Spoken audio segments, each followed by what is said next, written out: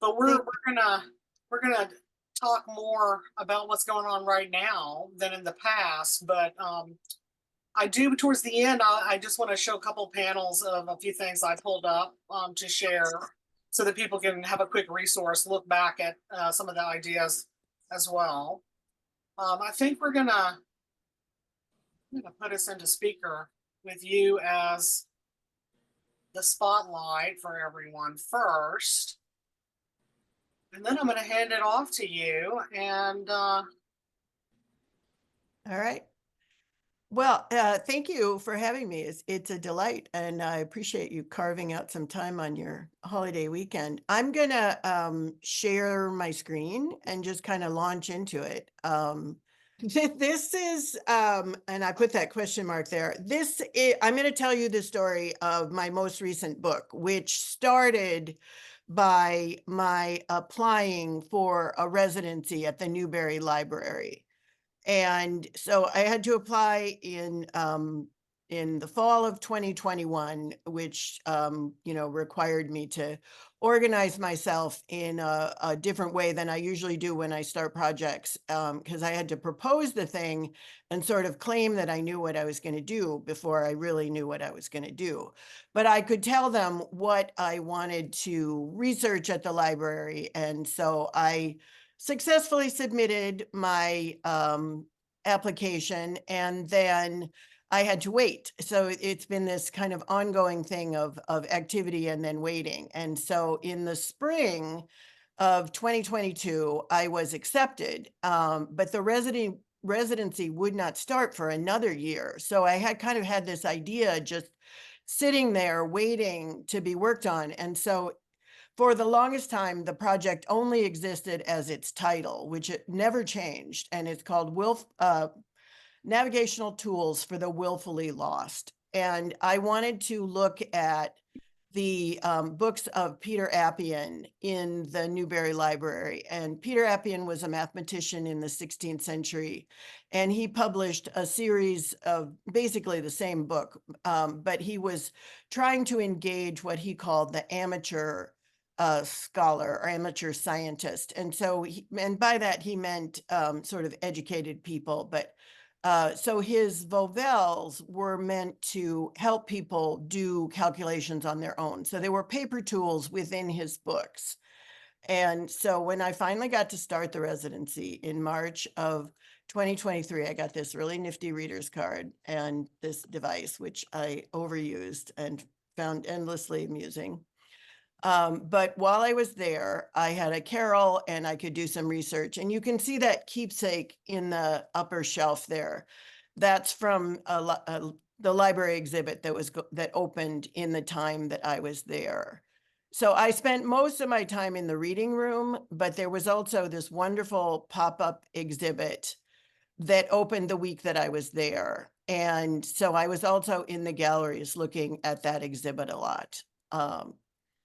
So this is the gallery, and it was a survey that Suzanne Carr-Schmidt, who is in residence, she's a historian at the Newberry Library. She organized that, and it was a fabulous exhibit.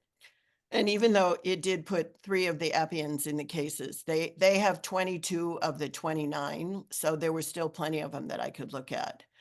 So this is one of them in the reading room. And the lovely thing about reading rooms is that you get to actually sit there with the books and manipulate the tools and sort of study how they're made and look at the thread caps, which is the little bit in the middle that hides the thread axle and they have a lot of them. And I just kept calling them and looking at them, and they're different variations of the same 5 Vovels. And because they have so many of them, some of them are in various states of repair or disrepair. And so you can sort of learn different aspects about them from the various states of the books. Some of them were rebound, some of them were still in their original limp vellum bindings.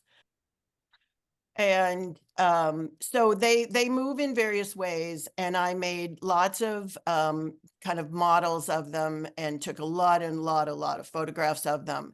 And I kind of had to resurrect what I it said I was going to do from the beginning of the proposal. And so this is Suzanne Karschmidt, and she was invaluable to my research because she knew the collection in an astonishing way. So she could suggest things beyond the things that I said I wanted to look at. And so I started to make my own models of the Vauvells, and a lot of them. I make lots and lots of models when I'm working on things. I kind of need a physical thing to react to when I'm sorting out my projects.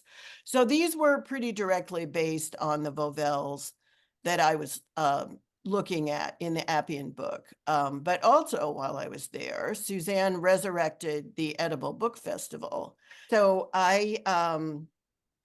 I made models out of tortillas as well to enter the Edible Book Festival. But Suzanne won. She made her model of the keepsake out of pretzels. And so that was a clear winner. Oh, And excellent.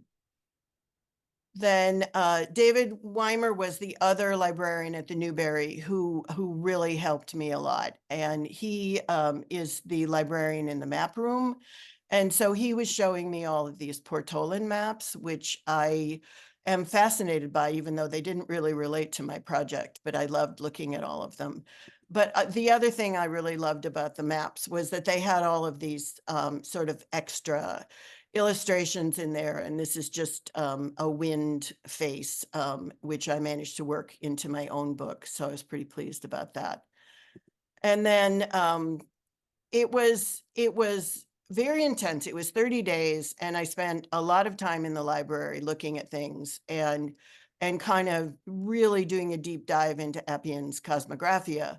But then after I had to kind of process all of that and try and figure out how these particular paper tools were going to relate to my project. And so I came home from the Newberry in the middle of April, and in the middle of May, I went to the Paper and Book Intensive to teach. And some of you may recognize this person as Haiti Kyle, who is phenomenal. And she was teaching, and so I got to take her class. And then in the second session, I was teaching, and she took my class. And as you can imagine, you learn as much from the people you're teaching as you do when you're being a student. So in my class, we became fixated on axles and sort of finding more and more and more of them. And Haiti showed me an axle that I had never seen before, that she had seen in a book. And I'm going to show you a little video of how it's made. So you punch out these little holes and kind of stack them up, and that becomes the axle. And that gets glued down. And then you punch a hole in the center that's slightly larger than the axle, and you put a cap on there, and it just holds it in place. And it doesn't puncture the paper. It doesn't have any thread. It stays tight. It's, kind of astonishingly straightforward and very effective. And so that went into the book. So a lot of my summers I spend riding my bicycle and thinking and having this sort of activity that I don't have to pay that close of attention to. It's just, my mind can roam. And so I needed to transition from all of the things that I looked at to what I was actually going to try and do. And so at the start in September, I started actually writing things and trying to figure out what I wanted my tools to do. And it took quite a bit of sort of what I call thrashing around, where I made models and I wrote things out and I scratched things out and I make more models, and I started doing what's called trace monoprinting, which is that sort of fuzzier line drawing in the right there.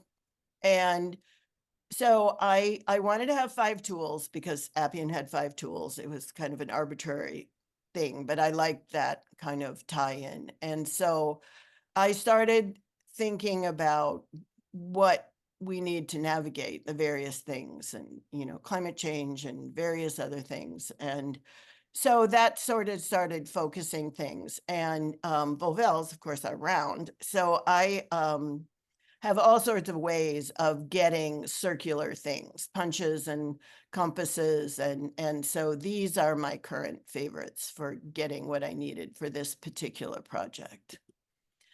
And so I kept looking at the images of the Appian Vovels, but after a while I kind of had to stop because I needed to have my Vovels take on the characteristics that they needed.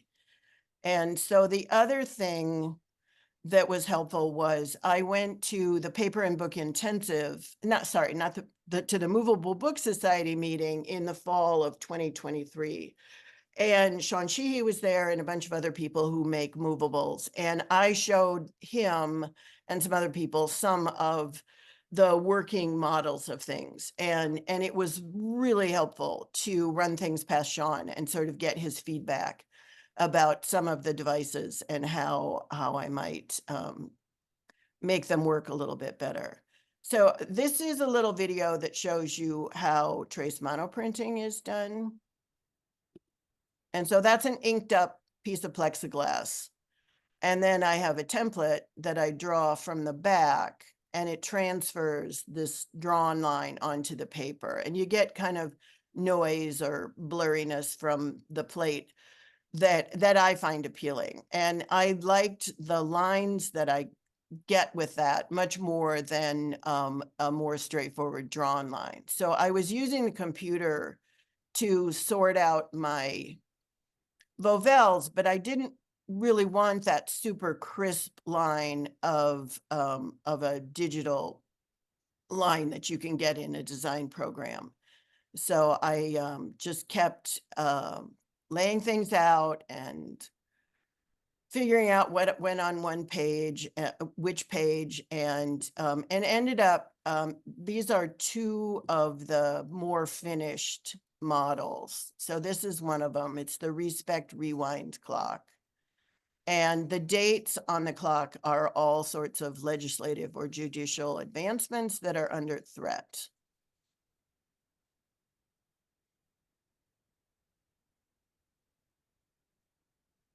Fantastic. Love that.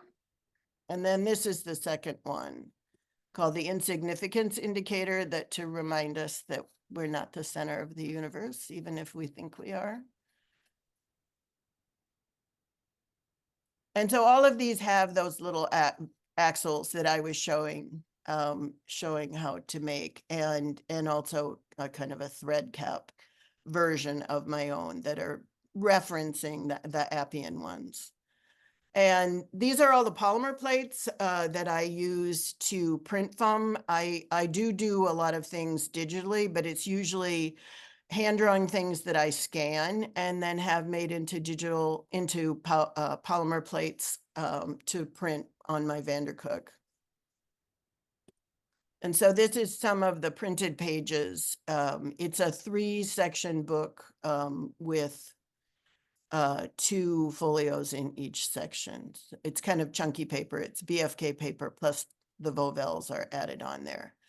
So then I had to start putting them all together, and you can see my stack of the axles and the caps and the hole punched in the Vovel and then the base sheet. And so this is all of the pieces for all of the Vovels, because it can get kind of confusing of what goes where. And I always have a fear of putting the wrong thing on the wrong page. Go back So- for a second, if you wouldn't mind. The bottom one with the white with the little raised area. Sorry? The Oh, bottom white.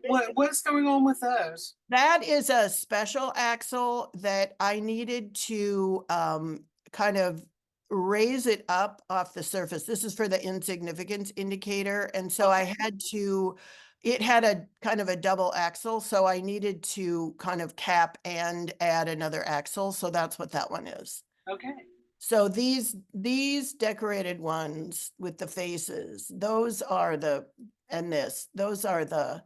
caps. And then in the insignificance indicator, there's a number of caps because it has multiple axles. Okay. And so this is, you can see this on the right, you can see a little bit of the extra axles.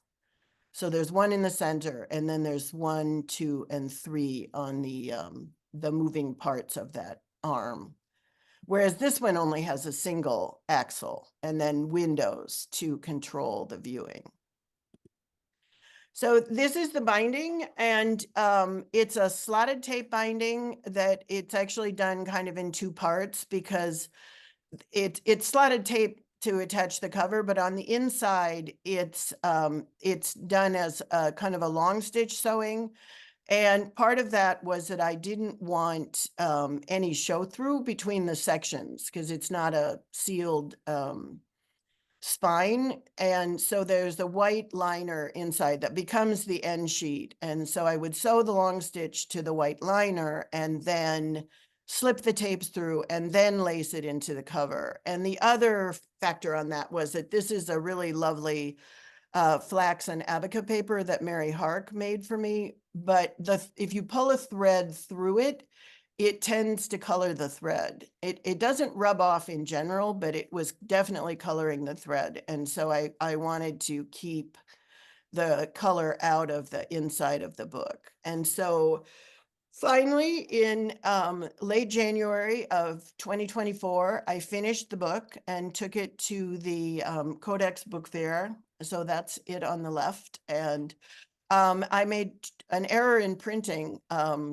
a couple of times. So I had some standalone tools, because I had to reprint some of the pages. So I hate to waste anything. So so that's what that is. And then this is a kind of a brief video of the whole book.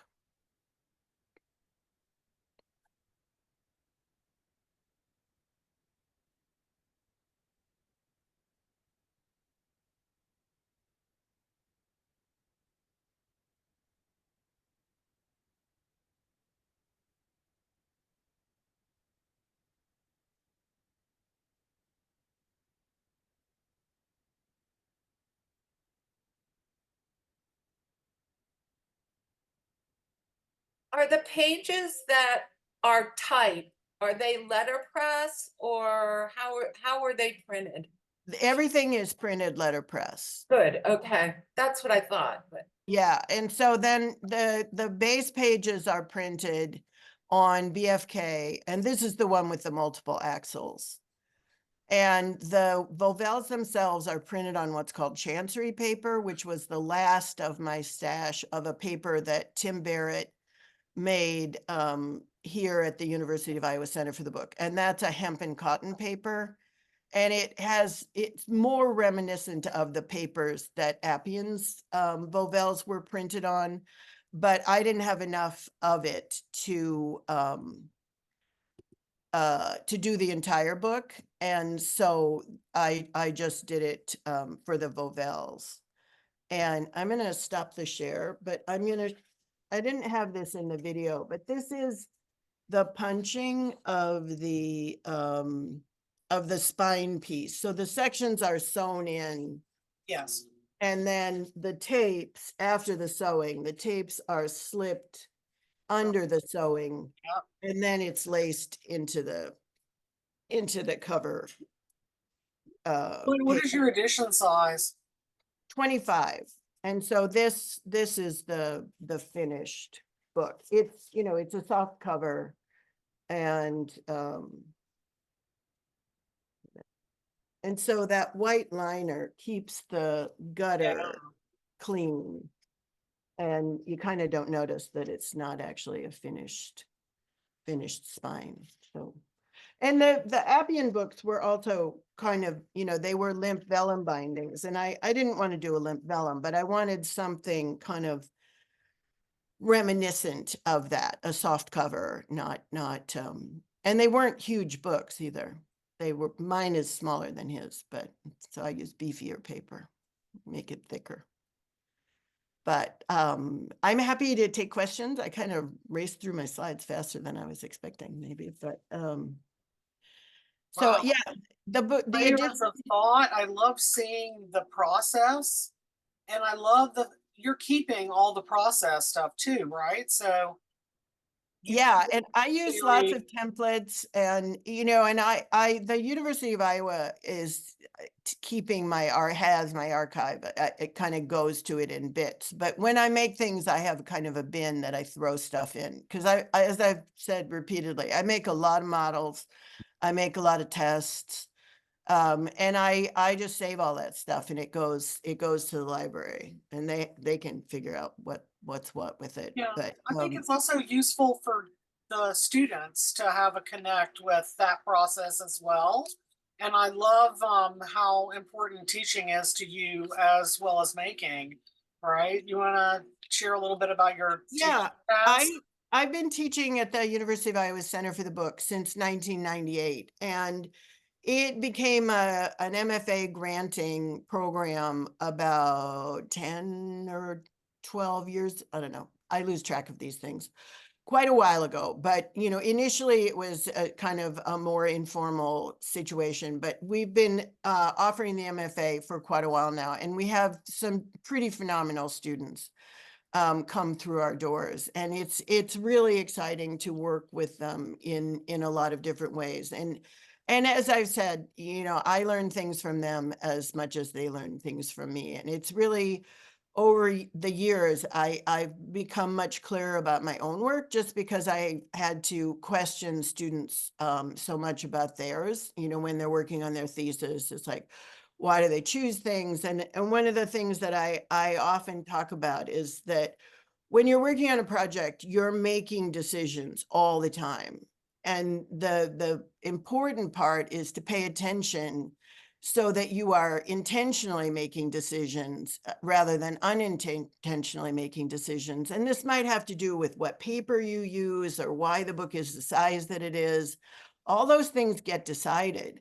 And sometimes people are like, well, I had this paper, so but then it's like, well, is that the most applicable use of that? It's like, just think about what you're deciding and what's most important, and make conscious decisions as you're going along, and think about why you're doing something. And is it a habit, or is it just because you like doing it, which sometimes is a good idea, or are you just kind of being a little lazy about stuff? And I do this with myself as well, because my projects almost always start out a great deal more complicated than I end up.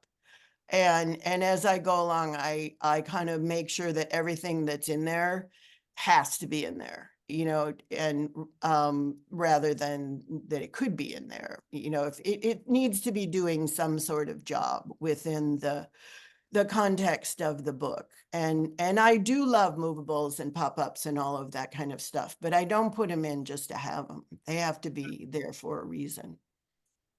I got familiar with you prior to us seeing you at these special collection libraries that we take field trips to, by the Movable Book Society group. How has your participation in that group affected your book practice and the interconnectivity, like meeting people and promoting yourself and learning, and just what has that meant to you over the years? Yeah, it was a really happy day when I learned of the Movable Book Society. I found out about them in 2000, and I went to my first meeting in 2001. And the thing that I love about the Movable Book Society is that it is a really broad range amongst its membership. There's professional paper engineers, there's people that collect trade edition pop-ups just because they love them. There's scholars, there's librarians, there's makers, conservators, all kinds of things. So you really get a broad spectrum of people coming to the meetings and presenting and talking about things. And there's always a lot of sharing, and I've learned a tremendous amount from the other people that make things, but also, just stray presentations. There was one about conservation that I hadn't really thought about. How you fix books and how you find like you find another library that's got a similar addition to what you're trying to fix to see what shape theirs is in, and you know, Okay. that kind of Yeah. thing, that you can really learn a lot from looking at a range of things. And so yeah, I have gone, it's held every 2 years, and I've gone every year that it's been held since I found them. And You don't live in Chicago though, so you're not doing the in-person events other than the conference? Is that what you do well, mainly?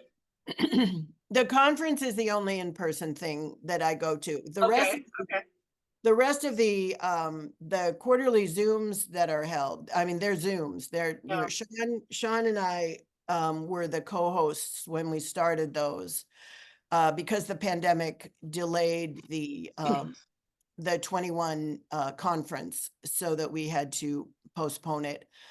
And so we started doing the quarterly Zooms, but and they continue even though the conference has I think it's a resumed. successful way to share. I think It it is. works really well for us. We're happy with it, yeah. Yeah, and we've been able to have presenters, you know, we had a whole program with presenters from China, and you know, we don't have the means to bring them to the Yeah, conference, but they could attend the Zoom, yeah. and I all had that a question. YouTube. Oh, sorry. I had a Yeah. question. Uh-huh. I'm behind.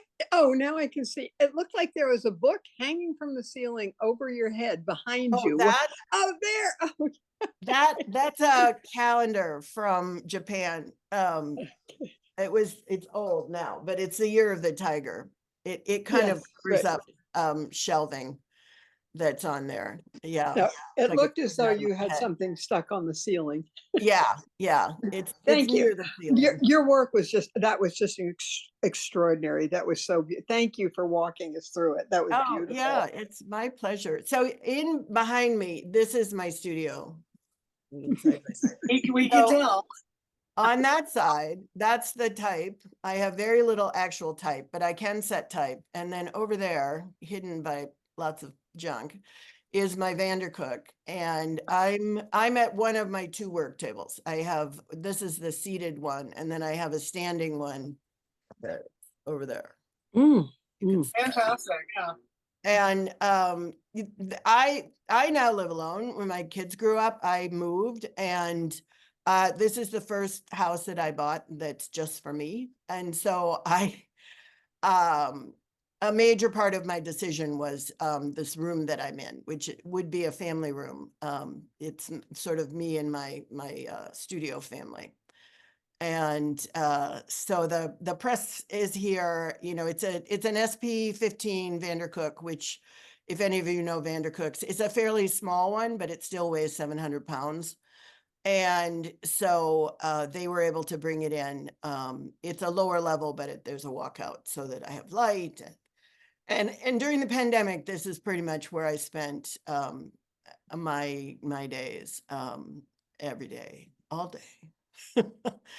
And so it was nice that it was plenty roomy. I didn't always get a lot of work done, but I was at least in a kind of a happy environment.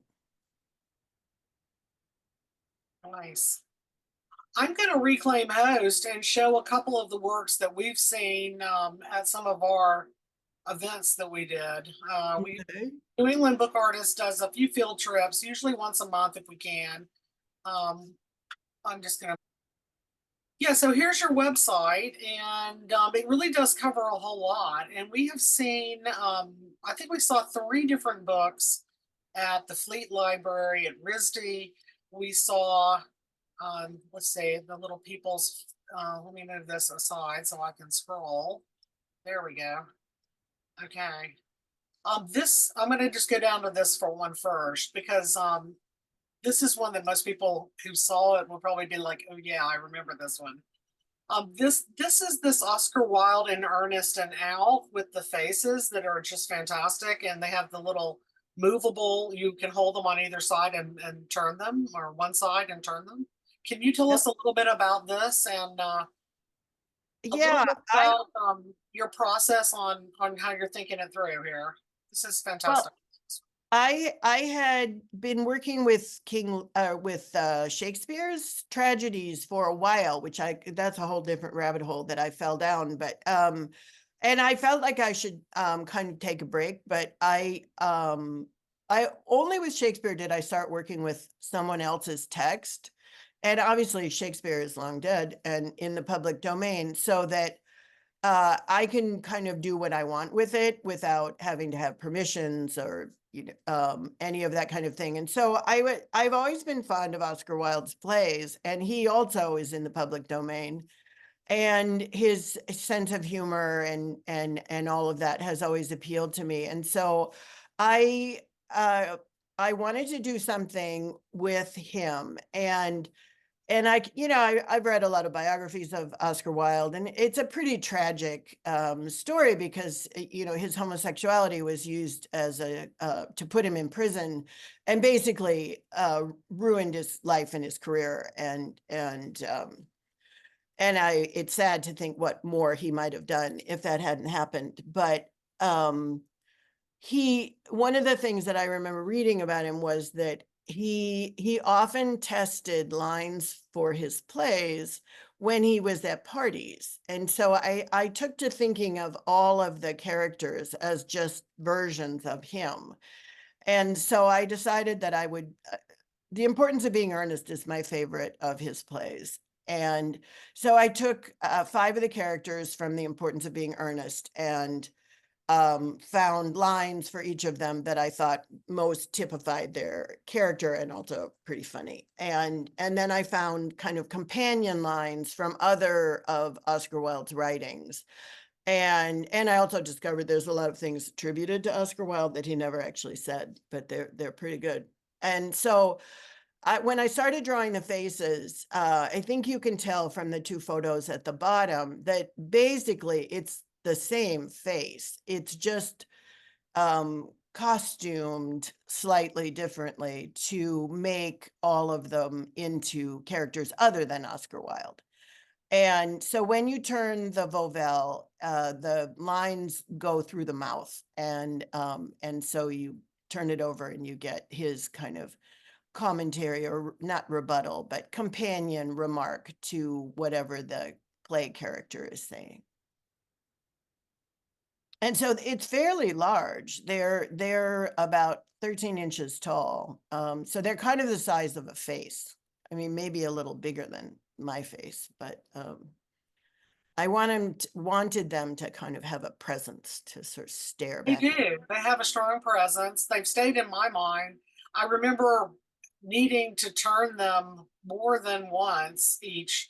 I just had a hard time disengaging. Sometimes when we go to these presentations, we have like the room and they tell us a little bit about each one, and then you have time to go back and mill around. I got hung up on it because I don't know. There's something childish but poignant. There's all these different levels to how you can think on them. They're performative concepts. There's just the idea of the proxy of it for humanity. I don't know. I just find this. I love it. Yeah. Anyway, so Yeah, that one really stayed with me. This one is another one that stayed with me a lot. Let me just pull it up so that we get rid of the other title. The title, right, is the one beneath the picture here. It's funny, yes. peculiar, funny, haha. Tell us, we saw this one recently at the Fleet Library at RISD. Tell us a little more about this one. Yeah, so this one is about all of Shakespeare's comedies, and it started because I'd done Romeo and Juliet, which was the start of the whole Shakespeare thing, and that was done for a designer bookbinding competition. And so the theme, you had to do something related to Shakespeare. I hadn't done anything like that before, and it was a designer bookbinding competition. It had all these rules, and so I did that. It was kind of intriguing to do this deep dive into a play that I was familiar with, but hadn't really read for a long time. And then I did Othello, which actually became Desdemona. But after that, I was going to Venice. And so I thought I would do The Merchant of Venice. And in my research, I discovered that it's considered a comedy. And which led to this whole other line of research into which are the comedies and which are the tragedies and why. And a lot of it has to do with when they printed the first folio, and it was just sort of arbitrarily decided. And some of them are histories, and it's why aren't they tragedies? And but basically it boils down to, if in the fifth act it ends in weddings, it's considered a comedy. And if in the fifth act it ends in death, it's considered a tragedy. And it kind of doesn't matter what horrific thing might have happened in the meantime. And so there is this phenomenon of what are called the problem comedies, which are the ones that are basically not funny. And, you know, I have like rape or misogyny and, you know, all kinds of stuff going on, anti-Semitism. And so I was sort of, and the other thing with the comedies for me is that I often mix them up because the plots have a lot of similarities, you know, sort of cross-dressing and mistaken identity and lots of twins. And, so I was trying to make sense of them, and I finally decided that I couldn't actually really make them all into one book, because I had these two opposing things going on. So I ended up with this dos-a-do format. And so one side, the lower side you can see on the right, is a slice book. And so that's kind of an exquisite corpse sort of aspect, where you can mix the mass of pages, and some of the characters have genitalia, and so that gets mixed and matched as well. And then the upper one shows the other side, which is the funny peculiar, and that's basically a stage set with characters moving around on the stage, and lines from 5 of the problem comedies, ending with all's well that ends well. And there's no text on the slice book side, but the title pages are similar, but not identical, and they each have a different epigram to start with. And so that's the organization of that. So it's kind of 2 books in one. And I had Katie McGregor, who's a paper maker up in Maine, make me the paper for the covers. So the funny ha-ha side is that red, and then the other side, the start of Funny Peculiar, is a nice deep gray. And then she made a color in the middle that kind of, it isn't what happens when you mix the two together, but it visually looks like that's what happened. It's kind of this purpley color. So that's the shared back cover of the dos-a-do. That day at the Fleet Library, we had a meeting of our exhibition committee a couple of days prior, and we were talking about ideas for a call that might be interesting, or collaborative concepts, and an exquisite corpse idea was something that had been discussed. So we had been bantering around that idea, and then we went in, and there were 3 different books out of the she gave us a huge presentation. I think it might have been 15. I mean, it was a lot of books out. About 3 of them had a similar kind of strategy to this, and it just has stayed with me. So the simplicity and the cleverness of, not only with the faces of the Oscar Wilde, but this as well. This is one of the things that I really enjoy about your work, is really, you do hone it down to just what we need to know, which must be painful, I guess, because you want to include everything probably, but I enjoyed this one a lot. Yeah. Thank you. And one last thing I want to say is that the characters are made with these things that are called P22 blocks, and they're little 1-inch modules of raised shapes, and they're meant to make letters. But you can also obviously make figures out of them. And I loved that sort of interchangeableness of that I could just sort of slot them in and out and change their gestures, change their, you know, whatever their legs were doing. And so, and I could use them for both sides, because that's the one thing that's the same on both sides, are the figures. And the exquisite corpse thing is a really fun thing to do for a group. Oh yeah, I could totally see it. Yeah.